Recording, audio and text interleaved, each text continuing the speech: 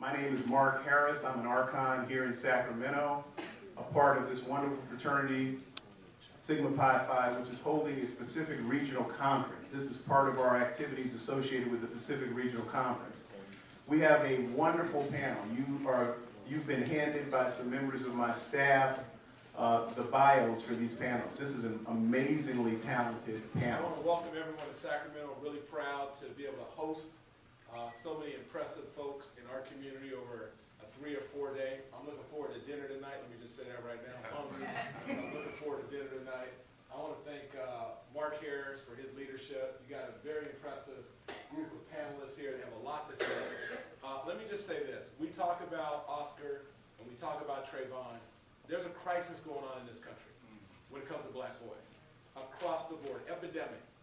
And if we don't lead the charge and figure out a way to turn around the trajectory of our young black males, especially those that we have influence of, this country is not going to make it to the next level.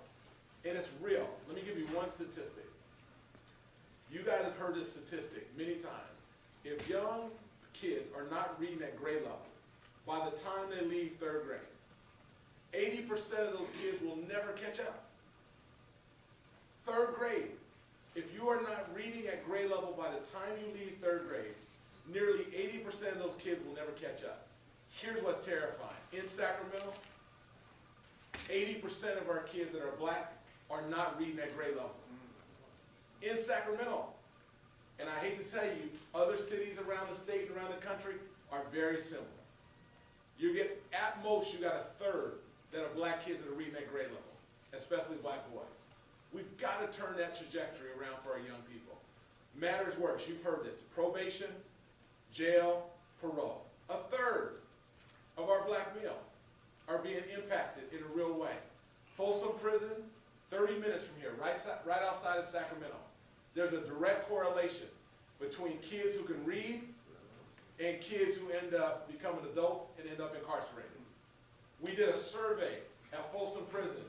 75% of inmates are illiterate that are black. Go back to 3rd grade reading, a direct correlation. Take it a step further. 3 states are building prisons based on 3rd grade reading scores. It's an indicator. It's a predictor. It's real. If you don't have the skills to read, how are you going to be meaningfully employed down the road? We're going to have to get creative and innovative, not the kind that we salute. Our folks get creative and innovative in different ways. And what this panel is, and what folks are going to talk about here today, is some solutions. And I will tell you, those solutions are going to require us to be at the front of this fight. We can't be on the sidelines. We can't expect government to do it by itself. We can't expect some other community. It's time for all of us to get in the game and make a real difference in our community. You know, as I sit here, and it is such an honor to do so, next to a dear friend of mine that I've known for 34 years, Mark Harris.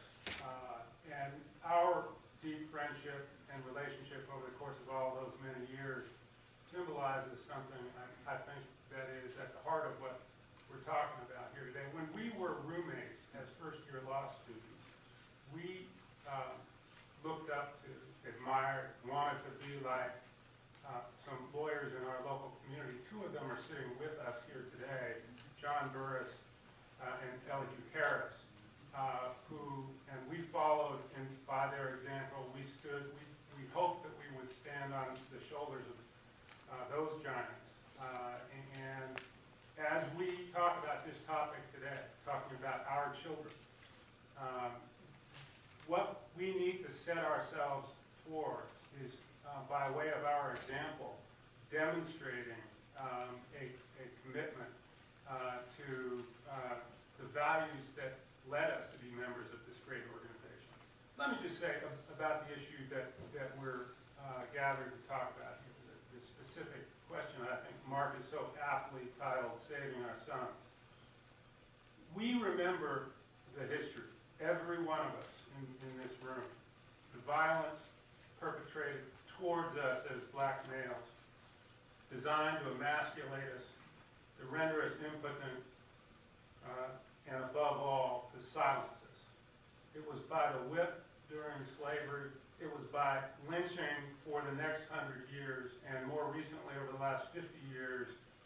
most frequently been at the hands of rogue cops and vigilantes? You know, I have been involved in the criminal justice system and the civil rights area for a long time. And recently when I watched the movie of Oscar Grant, Fruitvale, it sort of brought home to me sort of the pathology that exists within the African American community, as well as the challenges that are presented. For those of you who don't know, Oscar Grant was shot and killed on New Year's Day in 2009. He was shot in the back by a local police officer from Bart. And what was important there is that symbolically, the police, before anyone knew what was happening, was attempting to cover it up and to suggest that Oscar himself had contributed. But more importantly, as you watch the movie, you saw the challenges that this young man was facing. And I dare say that what you saw in that movie was very symbolic of what happens every day in America across this country. Because if we witness the number of police shootings that take place, but more importantly, the number of shootings that take place that are black-on-black crimes, which we don't do a lot of talking about, but I will tell you, when Trayvon Martin's case was decided, a nephew from the East Coast called me up and he said to me, "Uncle John, is this going to happen to me?" And I said to him, "No, it's not likely to happen to you. You are more in danger about the African American community that you live with and the police than you are George Zimmerman." I've been a judge for some 32 years, and before that I was a criminal defense lawyer. There's very few major cases that came down in the last 30 years that I haven't had a part of. I have signed 500,000 arrest warrants, search warrants, returned, at least. Some of these cases end up in federal court. Let me say something briefly about my opinion on the Trayvon Martin case. There were two trials. The first was in the public. That was the longest trial. The second was actually in court. I don't know why there wasn't a gag order. Because to me, the whole case was decided well before they got to court. Zimmerman didn't have to testify because he's spoken out in public before. As I said, I've signed a ton of major warrants, and there's hardly any murders in this town I haven't touched on. And I'll tell you something, very few people come forward and say, "I shot somebody," and they're only witness, and I meant to do it. It doesn't happen. That wasn't me, no. He came at me. I was threatened. Well, people don't see that it's unusual for a person to say, "Well, it's I've been fortunate enough to also be brought up in a community, not only my parents, but also having people, like a couple of people that are on this panel right now, that have really shaped the way that I've grown up and I've lived. I haven't had to deal with ever being hungry, with ever walking outside of my house, not feeling safe and feeling that I had to, somehow be prepared for, some kind of tragedy at my house, like some friends that I do have grew up. And one thing that I noticed is that, there was a time when, I didn't have my hair like this, and I didn't have my ears pierced, and I didn't have tattoos. And even then, I still experienced some of the things that everyone has talked about. Still being judged, still not necessarily getting the same benefit of the doubt, especially dealing with the police, that other people have. And it's unfortunate, but it did shape my opinion to being, well, you know what,